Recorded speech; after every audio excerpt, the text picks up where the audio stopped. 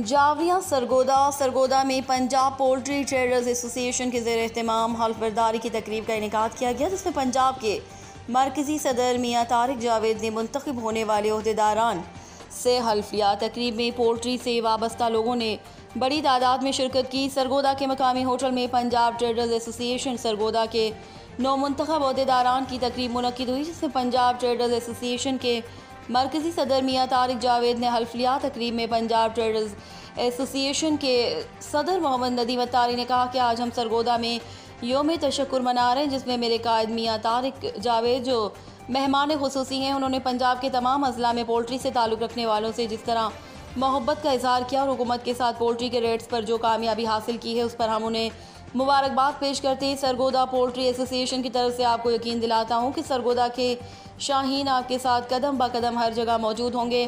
Punjab traders association के मरकज़ी सदर मियाँ तारिक जावेद ने कहा कि हम 3 सालों से मुश्किलात का शिकार रहे और पोल्ट्री के रेट पर कंट्रोल नहीं कर सके। इंशाल्लाह पंजाब पोल्ट्री ट्रेडर्स एसोसिएशन का विजन है कि छोटे दुकानदारों को बहरान से निकालना है। पोल्ट्री का काम करने वाले ऐसे होते हैं जैसे वो रिश्तेदार हैं। उन्होंने कहा कि पंजाब भर में एक रेट होगा।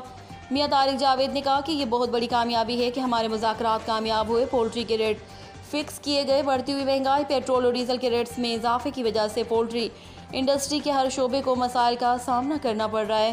पोल्ट्री इंडस्ट्री से वाबस्ता लोगों का हलाल रिस्क कमाना मुमकिन हो सकेगा। पंजाब भर के पोल्ट्री इंडस्ट्री से वाबस्ता लोगों को एक पेज पर जमा होने और मुबारकबाद पेश करता हूँ। इस मौके पर chairman red committee Rana Qasim, मरकज़ी जनरल सेक्रेटरी हाजी फरियाद, हाजी ख्वाजा फरहत, वकार मंच समेत दीगर ने भी तकरीब से खिताब किया।